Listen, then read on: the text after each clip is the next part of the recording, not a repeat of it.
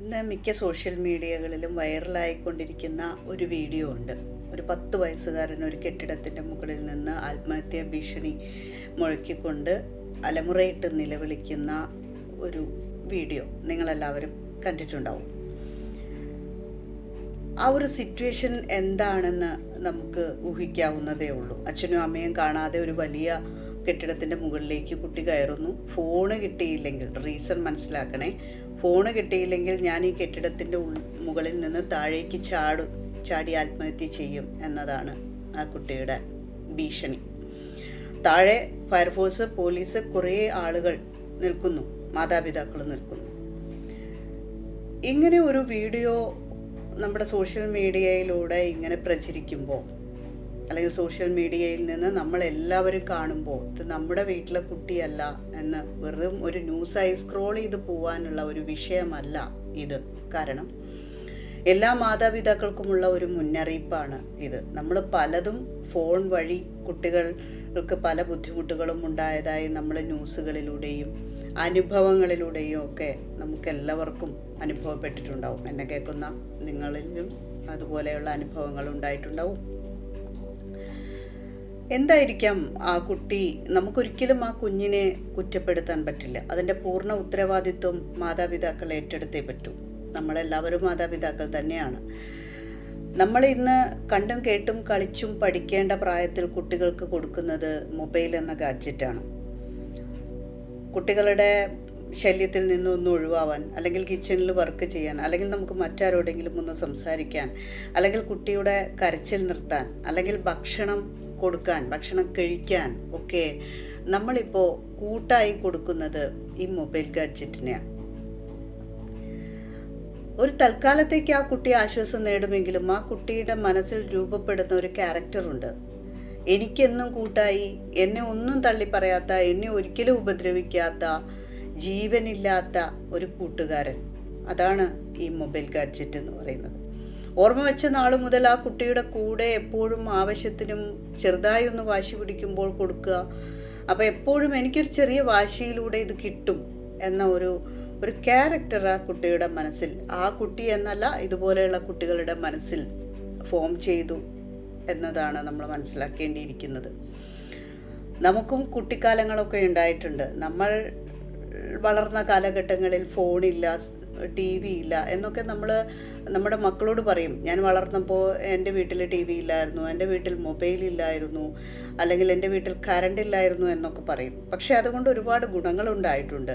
നമ്മൾ കളിക്കാൻ പോകുമായിരുന്നു, നമുക്ക് പുറത്തുള്ളവരുമായിട്ട് കൂട്ടുകൂടാൻ അറിയാമായിരുന്നു, എങ്ങനെയാണ് ഷെയറിങ് എന്നറിയാമായിരുന്നു. അങ്ങനെ കളിച്ച് വിശന്ന് വരുമ്പോൾ നമുക്കൊരു ഫോണിൻ്റെ ആവശ്യമൊന്നും വരില്ല, അല്ലെങ്കിൽ ഒരു ടി വിയുടെ മുമ്പിലിരുന്ന് കഴിക്കണം എന്നൊന്നും നമുക്ക് തോന്നില്ല. കാരണം അവിടെ കൂട്ടുകെട്ടുകളിലാണ് ബോണ്ടിങ് കൂടിയിരിക്കുന്നത്. ഇവിടെ കുട്ടികൾക്ക് കൂട്ടില്ല. കുട്ടികൾ ക്രിക്കറ്റ് കളിക്കുന്നു, ഫുട്ബോൾ കളിക്കുന്നു, എല്ലാം കളിക്കുന്നുണ്ട്. പക്ഷേ കളിക്കുന്നത് പ്ലേ ഗ്രൗണ്ടിലല്ല, മറിച്ച് ഫോണിലൂടെ. വളരെ അജിറ്റേറ്റീവായ കളികളിലൂടെ, പിന്നെ ഒരുപാട് ഗെയിമുകളുണ്ട്. അപ്പോൾ കുട്ടിയിൽ അത് ഒരുപാട് അങ്ങോട്ട് ഹരം പിടിക്കുകയാണ്. ഒരു ഫോണിലൂടെ നമ്മൾ ഫ്രണ്ട്സിനോട് സംസാരിക്കുന്നു, അല്ലെങ്കിൽ ഒരു ഫോണിലൂടെ ഗെയിം കളിക്കുന്നു. ഇതൊക്കെ ചെയ്യുമ്പോൾ ഇങ്ങോട്ട് ഓപ്പോസിറ്റ് ഒന്നുമില്ല. കുറേ വെടിവെച്ച് വീഴ്ത്തുന്നു, അങ്ങനത്തെയൊക്കെ കുറേ ഗെയിമുകളുണ്ട്. ഇന്ന് കുട്ടികളെ ഇരുത്തി കാണിക്കാൻ വേണ്ടിയിട്ട് കുറേ ഗെയിമുകളുണ്ട്. പക്ഷേ അതിലൊക്കെ ഉണ്ടാകുന്നത് എപ്പോഴും കുട്ടി വിജയിച്ച് പോവുകയാണ്. ഇനി വിജയിച്ചില്ലെങ്കിൽ ഒരു വാശി അവനിൽ കൂടുകയാണ്. പക്ഷെ തിരിച്ച് റിയാക്ട് ചെയ്യുന്നുണ്ടോ അപ്പുറത്തുള്ള ആൾ? ഇല്ല. അപ്പോൾ എന്തിനും ഏതിനും കൂടെ ഉണ്ടായിരുന്ന ഒരാളാണ് അവനെ സംബന്ധിച്ചിടത്തോളം, അല്ലെങ്കിൽ അത്തരം കുട്ടികളെ സംബന്ധിച്ചിടത്തോളം അവർക്ക് എല്ലാമാണ് അവർ. നമ്മുടെ ജീവിതത്തിൽ നിന്ന് നമുക്ക് പ്രിയപ്പെട്ട ഒരാൾ നഷ്ടപ്പെടുമ്പോൾ, അല്ലെങ്കിൽ അവരെ പുറകോട്ട് വലിക്കുമ്പോൾ, ഇനി ഒരിക്കലും വരില്ല, കിട്ടില്ല എന്നറിയുമ്പോൾ നമുക്കുണ്ടാകുന്ന വേദന എന്താണോ അതേ വേദന തന്നെയാണ് ആ കുഞ്ഞു മനസ്സിലും ഉണ്ടായിട്ടുള്ളത്. കാരണം അവനെന്നും കൂട്ടായിട്ടുള്ളത്, അല്ലെങ്കിൽ അവൻ്റെ കുഞ്ഞു വാശികളിലൊക്കെ അവന് സഹായമായിട്ടുള്ളത് ഈ ഫോണാണ്. ഒരു സുപ്രഭാതത്തിൽ നമ്മളത് വാങ്ങി വെച്ച് കഴിഞ്ഞാൽ ആ കുട്ടി ഒരു മയക്കുമരുന്നിന് അടിമപ്പെട്ട കണക്കെയാണ് പ്രതികരിക്കുന്നത്. ആ കുഞ്ഞുകുട്ടി മയക്കുമരുന്ന് ഉപയോഗിച്ചിട്ടോ ഒന്നുമല്ല, അത്രയും ആ കുട്ടിയിൽ അത് അഡിക്റ്റ് ആണെന്നാണ് നമുക്ക് മനസ്സിലാക്കുന്നത്. നിങ്ങൾക്ക് ആ വീഡിയോ കണ്ടാൽ അറിയാം. വളരെ എന്തെന്നാ പറയുന്നത്, വളരെ ഷൗട്ട് ചെയ്ത് വളരെ നിലവിളിച്ച് എല്ലാവരും അനുനയിപ്പിക്കാൻ ശ്രമിച്ചിട്ടും അവൻ അങ്ങനെ നിൽക്കുകയാണ്. അവസാനം അതിൽ നിന്ന് താഴേക്ക് ഇറങ്ങി വരുമ്പോൾ അവൻ ആകെ അവശനായി തളർന്നു ഒന്നുമില്ലാത്തൊരവസ്ഥയിലേക്ക് പോകുന്നു. നമുക്ക് പ്രിയപ്പെട്ട ഒരാൾ മരണത്തിന് കീഴടങ്ങുമ്പോൾ ഒരിക്കലും ഇനി തിരിച്ചു വരില്ല എന്നറിയുമ്പോഴുണ്ടാകുന്ന അതേ വേദന അവൻ്റെ ആ ഒരു ചേഷ്ടയിൽ നിന്ന് നമുക്ക് മനസ്സിലാക്കിയെടുക്കാൻ കഴിയും. അപ്പോൾ ഇതുപോലെയൊക്കെയുള്ള ഒരുപാട് അനുഭവങ്ങൾ നമ്മൾ ഉണ്ടായിട്ടുണ്ട്. ഇതൊരൊറ്റ ഒരു കാര്യം മാത്രമല്ല. ഈ മൊബൈലായിക്കോട്ടെ, ഇതുപോലെയുള്ള മീഡിയ കാരണം ഒരുപാട് ബുദ്ധിമുട്ടുകൾ ഉണ്ടായിട്ടുണ്ട്. നമ്മൾ അപ്പോഴൊക്കെ പറയുന്നത് എന്താ, എൻ്റെ കുഞ്ഞ് കേടുവന്നത് അല്ലെങ്കിൽ എൻ്റെ കുഞ്ഞിൻ്റെ സ്വഭാവം ഇങ്ങനെ ആയത് ഇപ്പോഴീ മൊബൈലുള്ളത് കൊണ്ടാണ്. പക്ഷെ അതിന് ഉത്തരവാദി ആരാണ്? ഒരു ജനിച്ചു വീഴുമ്പോൾ തന്നെ കുട്ടി മൊബൈൽ എന്ന് പറഞ്ഞ് കരയുന്നില്ല. നമ്മൾ തന്നെയാണ് അത് കാണിച്ചു കൊടുക്കുന്നത്. അല്ലെങ്കിൽ നമ്മൾ കൊടുക്കുന്നില്ലെങ്കിൽ നമ്മൾ തന്നെയാണ് മാതൃകയായിട്ട് നിൽക്കുന്നത്. കുട്ടി അവിടെ കളിക്കുന്നു, നമ്മൾ മൊബൈലിലിരിക്കുന്നു. അപ്പോൾ കുട്ടിക്ക് മനസ്സിലാവുകയാണ് ഇത് കളിക്കാൻ അല്ലെങ്കിൽ ഒരു പ്ലസൻ്റ് കിട്ടാൻ എനിക്ക് ആവശ്യമുള്ള ഒരു ഉപകരണമാണ് ഇത്, അല്ലെങ്കിൽ അച്ഛനും അമ്മയും അല്ല, കൂട്ടുകാരല്ല, ബാക്കിയുള്ളവരല്ല എന്ന് അവരുടെ മനസ്സിലത് അഡിക്റ്റ് ആവുകയാണ്. പിന്നെ വാശി പിടിക്കുമ്പോഴൊക്കെ ഒരു കുഞ്ഞു വാശിയിലൂടെ അവന് നേടിയെടുക്കാൻ പറ്റുന്നതാണ് ഇത്. അതിൽ നിന്ന് അവൻ ഒരുപാട് സന്തോഷം കണ്ടെത്തുന്നു. അവൻ്റെ മനസ്സിലുള്ള ഫ്രസ്ട്രേഷനൊക്കെ ഈ ഒരു കളി കൊണ്ട് അല്ലെങ്കിൽ ഈ ഒരു ഗാഡ്ജറ്റ് കൊണ്ട് അവന് റിലീസാക്കാൻ പറ്റുന്നുണ്ട്. പിന്നെ ഇതിലും വലുതായിട്ട് അവന് എന്ത് വേണം? നമ്മൾ കളിക്കാൻ വിടില്ല. ഇപ്പോൾ കാലിൽ മണ്ണ് പറ്റും, അല്ലെങ്കിൽ മഴ നനയും, അങ്ങനെ ഡ്രസ്സിൽ മണ്ണ് പറ്റും എന്നൊക്കെ പറഞ്ഞ് ഒരുപാട് റീസണാണ് നമ്മൾ കുഞ്ഞുങ്ങളെ കളിക്കാൻ വിടില്ല. നമ്മളൊക്കെ ചെളിയിലും മണ്ണിലും ഒക്കെ കളിച്ച് വളർന്നവരാണ്. അതിൽ നിന്നൊക്കെ നമുക്ക് കിട്ടുന്ന ഒരു റെസിസ്റ്റൻസ് പവറുണ്ട്. ചെറുതായി ഒന്ന് മഴ കൊണ്ടു കഴിഞ്ഞാൽ നമ്മൾ അസുഖമായി, ചെറിയൊരു ഡസ്റ്റ് അടിച്ചു കഴിഞ്ഞാൽ നമുക്ക് തുമ്മലായി, അസുഖമായി. കാരണം എന്താ? പ്രകൃതിയോട് ഇണങ്ങിച്ചേർന്ന് ജീവിക്കാൻ ഏതൊരു ജീവിയും പഠിക്കുന്നുണ്ട്. ഒരു പക്ഷിയായിക്കോട്ടെ, മറ്റ് മൃഗങ്ങളായിക്കോട്ടെ, അവരൊക്കെ ഒരു പ്രായം വരുമ്പോൾ പ്രകൃതിയോട് എങ്ങനെ ഇണങ്ങി നിൽക്കാം എന്ന് പഠിക്കുന്നു. നമ്മൾ അങ്ങനെയല്ല. എത്ര കണ്ട് പ്രകൃതിയിൽ നിന്നും നമ്മൾ വിട്ടു നിൽക്കാം. ഒരു റൂമിൻ്റെ ഉള്ളിൽ മാത്രം ഒതുങ്ങി നിന്നുകൊണ്ട് വളരെ നീറ്റ് ആൻഡ് ടൈഡിയായി ഈ കുട്ടിയെ വളർത്തി എടുക്കുകയാണ്. പണ്ടുള്ള കുട്ടികൾക്ക് ഈ പറയുന്ന യാതൊരു പോഷകാഹാരവും കിട്ടുന്നില്ല. വീട്ടിലുള്ള ഭക്ഷണം എന്തോ അത് കഴിച്ചു വളരുന്നു. പക്ഷെ അവർക്ക് ഒരുപാട് റെസിസ്റ്റൻസ് പവറുണ്ട്. എന്ത് താങ്ങാനുള്ള ശക്തിയുണ്ട്. ഏത് മഴയത്തും വെയിലത്തും പാടത്തും പറമ്പിലും ഇറങ്ങാനുള്ള ഹെൽത്ത് ഉണ്ട്. പക്ഷെ ഇന്ന് നമ്മൾ പ്രഗ്നൻ്റ് ആകുമ്പോൾ മുതൽ വളരെ ഹെൽത്തിയായ ഭക്ഷണങ്ങൾ, അതേപോലെ ഹെൽത്ത് കോൺഷ്യസ് ആയിട്ട് നമ്മൾ റൊട്ടീൻ ചെക്കപ്പ് ഇതെല്ലാം ചെയ്ത് ഉണ്ടാകുന്ന കുഞ്ഞുങ്ങൾക്ക് റെസിസ്റ്റൻസ് പവർ വളരെ കുറവാണ്. എല്ലാവരുടെയും കാര്യമല്ല ഞാൻ പറയുന്നത്, മിക്ക കുഞ്ഞുങ്ങൾക്കും റെസിസ്റ്റൻസ് പവർ വളരെ കുറവാണ്. കാരണം എന്താ? അവൻ്റെ ഒരു പ്രകൃതിയുമായി ഇണങ്ങിയുള്ള ജീവിതം ആ കുട്ടിക്ക്, അത് ആൺകുഞ്ഞോ പെൺകുഞ്ഞോ ആയിക്കോട്ടെ, കുഞ്ഞിന് കൊടുക്കുന്നില്ല. ആരാണ് അത് കൊടുക്കേണ്ടത്? മാതാപിതാക്കൾ തന്നെയാണ് കൊടുക്കേണ്ടത്. കുറച്ച് സമയമെങ്കിലും കുട്ടിയോടൊപ്പം ഇരുന്ന് കളിക്കാനും കുട്ടിക്ക് പ്രകൃതിയുമായും പുറത്തുള്ള ആളുകളുമായും കോണ്ടാക്റ്റ് ചെയ്യാനുമുള്ള അവസരങ്ങൾ നമ്മൾ ഉണ്ടാക്കിയെടുത്തേ പറ്റൂ. ഈ വെക്കേഷനൊക്കെ കഴിയാണ്. നമ്മൾ ഈ വെക്കേഷൻ എന്താണ് നമ്മുടെ കുഞ്ഞുങ്ങൾക്ക് വേണ്ടി ചെയ്തത്? അതിനർത്ഥം പാർക്കിൽ പോകണം അല്ലെങ്കിൽ ഒരുപാട് ടൂറിന് പോകണം എന്നൊന്നുമല്ല. നമ്മുടെ വീടിന് ചുറ്റുമുള്ള സ്ഥലങ്ങൾ, പരിസ്ഥിതി, അല്ലെങ്കിൽ വീടിന് ചുറ്റുമുള്ള പാടമായിരിക്കാം, അല്ലെങ്കിൽ കളിക്കാനുള്ള സ്ഥലമായിരിക്കാം. ഇനി എൻ്റെ വീടിൻ്റെ അടുത്ത് പാടവും പറമ്പൊന്നുമില്ല, ഞങ്ങൾ സിറ്റിയിലാണെങ്കിലും ഒരുപാട് ഓപ്ഷൻസ് ഉണ്ട്. അപ്പോൾ അത്തരം ഒരു അവസരങ്ങൾ കുട്ടികൾക്ക് ഉണ്ടാകുമ്പോൾ, പ്രകൃതിയുമായി കുട്ടികൾ ഇണങ്ങിച്ചേരുമ്പോൾ അവർക്ക് അതിൽ നിന്നും മാനസികപരമായും ശാരീരികപരമായും ഒരുപാട് ഗുണങ്ങൾ ഉണ്ടാകുന്നുണ്ട്. ഇത്തരം ഒരു കുഞ്ഞിൻ്റെ അവസ്ഥ, ഇന്ന് കണ്ട ആ ഒരു വീഡിയോയിൽ ആ കുഞ്ഞിൻ്റെ അവസ്ഥ മറ്റൊരു കുട്ടികൾക്കും ഉണ്ടാവാൻ പാടില്ല. ആ കുട്ടി അങ്ങനെ ആയിപ്പോയെങ്കിൽ അവനെ ഒരിക്കലും നമുക്ക് തെറ്റു പറയാൻ പറ്റില്ല. ആ കുട്ടിയിൽ അത്രയും പ്രിയപ്പെട്ടതാണ് ആ ഫോണെന്നാണ് അതിനർത്ഥം. നമ്മളിങ്ങനെ തുടരെ കൊടുത്ത് അവസാനം ഒരു സുപ്രഭാതത്തിൽ അത് വലിച്ചു വാങ്ങുമ്പോൾ ആർക്കായാലും വിഷമമുണ്ടാവും. അത് നമുക്കായാലും വിഷമമുണ്ടാവും. എന്നും നമ്മൾ ഫോൺ ചെയ്തിരുന്ന അല്ലെങ്കിൽ എന്നും നമ്മൾ ഫോൺ എടുത്ത് ഉപയോഗിച്ചിരുന്ന നമ്മൾ ഒരു ദിവസം ഫോൺ ഒഴിവാക്കി കഴിഞ്ഞാൽ നമുക്ക് എന്തുമാത്രം ഫ്രസ്ട്രേഷൻ ഉണ്ടോ, നമുക്ക് എന്തുമാത്രം ബുദ്ധിമുട്ടുണ്ടോ, അതിലേറെ ബുദ്ധിമുട്ടുണ്ടാവും. കാരണം കുഞ്ഞുനാൾ മുതൽ അവൻ വളർന്നതും കണ്ടതും കേട്ടതും അവൻ്റെ കൂടെ ഇരുന്നതും എപ്പോഴും ഒരു പക്ഷേ ഈ ഫോണായിരിക്കാം. അല്ലാതെ ഒരു സുപ്രഭാതത്തിൽ അവൻ്റെ അടുത്തുനിന്ന് ഫോൺ വാങ്ങിക്കുമ്പോൾ അവൻ ആത്മഹത്യ ഭീഷണി മുഴക്കി കെട്ടിടത്തിൻ്റെ മുകളിലേക്ക് കയറില്ല. എവിടുന്നാണ് അവൻ ഈ ആത്മഹത്യ ഭീഷണി മുഴക്കാനുള്ള കഴിവ് കിട്ടിയത്? എങ്ങനെയാണ് കെട്ടിടത്തിൻ്റെ മുകളിൽ കയറി എനിക്ക് ഇങ്ങനെ ചെയ്യാൻ പറ്റും എന്നുള്ള ട്രെയിനിങ് അവൻ എവിടുന്നാണ് കിട്ടിയത്? ഇതെല്ലാം മീഡിയയിലൂടെ അവനിങ്ങനെ നേടിയെടുക്കുന്നുണ്ട്. ഇതൊന്നും നമ്മൾ അറിയുന്നില്ല. എനിക്കൊരു സാധനം കിട്ടിയില്ലെങ്കിൽ ഞാൻ ഇന്ന രീതിയിൽ ചെയ്യാം, ഇന്ന രീതിയിൽ ചെയ്യുമ്പോൾ എൻ്റെ വീട്ടുകാർ പേടിക്കും, അല്ലെങ്കിൽ അവർ പ്രകോപിതരാവും, അവരെനിക്ക് തരും എന്നൊരു ബോധ്യം അവൻ ഒരു ദിവസം കൊണ്ട് ഉണ്ടാക്കിയെടുത്തതല്ല.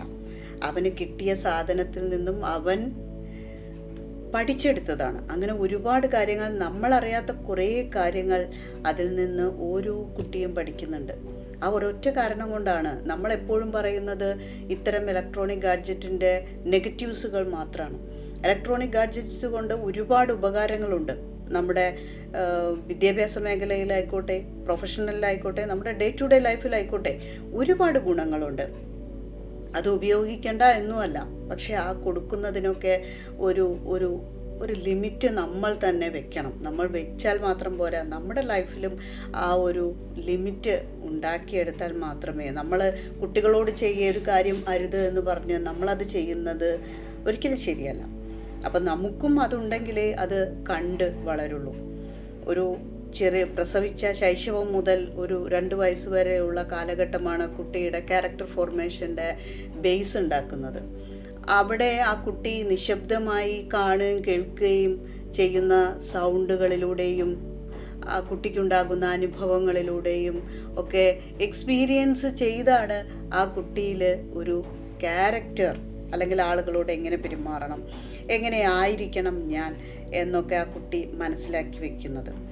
ബാക്കി കിട്ടുന്ന നമുക്ക് ക്യാരക്ടറൊക്കെ നമുക്ക് ഫോം ചെയ്യാം, അല്ലെങ്കിൽ അതിൽ മേക്കപ്പ് ചെയ്യാം, ഒക്കെ ചെയ്യാം. പക്ഷേ ബേസ് നമ്മൾ വീട്ടിൽ നിന്നാണ് കൊടുക്കേണ്ടത്. വീട്ടിലെ അംഗങ്ങളാണ് അതിന് ശ്രമിക്കേണ്ടത്. അല്ലാതെ എല്ലാം നമ്മൾ സ്കൂളിൽ പോയി അല്ലെങ്കിൽ പുറത്തു നിന്ന് ആളുകളിൽ നിന്ന് കേട്ടു പഠിക്കേണ്ടതാണ് എന്ന് ഒരിക്കലുമില്ല. കുട്ടിയുടെ ആദ്യത്തെ സ്കൂൾ എന്ന് പറയുന്നത് ഫാമിലിയാണ്. ആദ്യത്തെ അധ്യാപകർ എന്ന് പറയുന്നത് പാരൻ്റ് തന്നെയാണ്. പാരൻ്റിൽ തന്നെ ഏറ്റവും ബെസ്റ്റ് ടീച്ചർ എന്ന് പറയുന്നത് അമ്മ തന്നെയാണ്.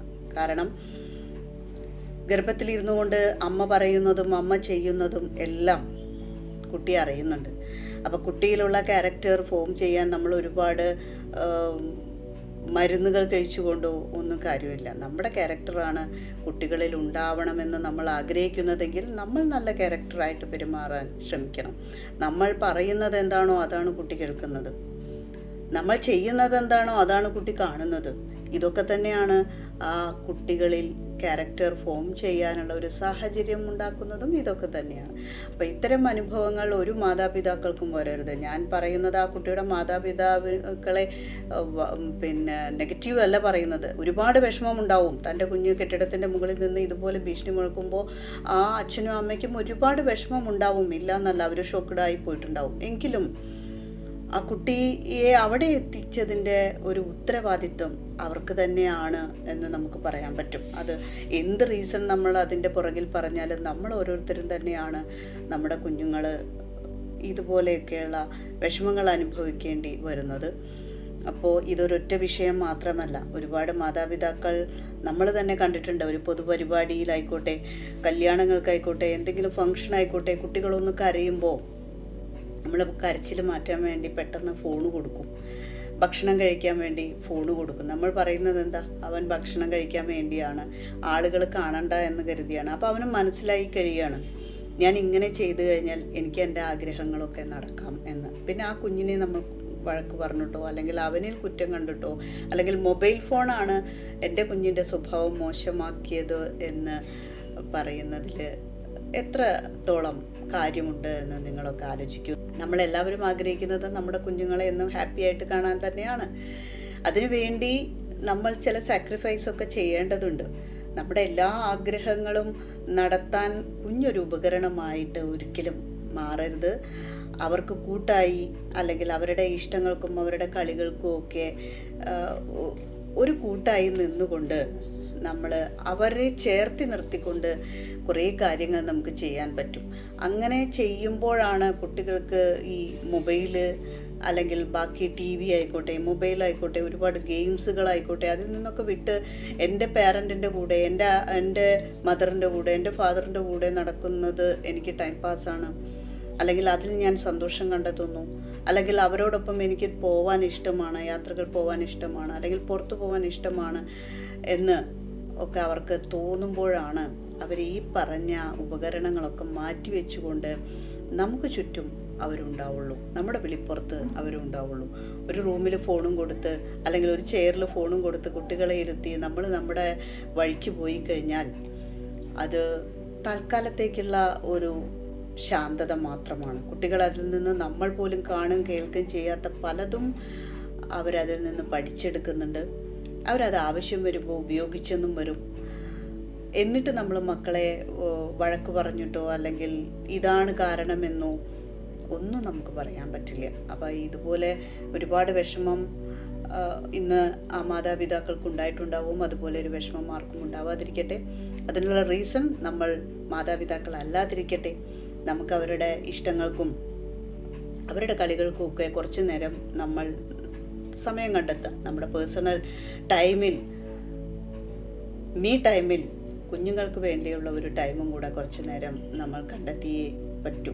അവരുടെ ഇഷ്ടങ്ങളും അവരുടെ വാശികളും അവർക്ക് പറയാനുള്ളതും കൂടെ നമ്മൾ കുറച്ച് നേരം കേട്ടിരുന്നാൽ, നമ്മുടെ കയ്യിലും ഈ പറയുന്ന ഗാഡ്ജറ്റൊന്നും ഇല്ലാതെ അവർക്കടുത്തിരിക്കുമ്പോൾ ഇതിൽ നിന്നൊക്കെ കുറച്ചൊക്കെ ആശ്വാസമുണ്ടാവും.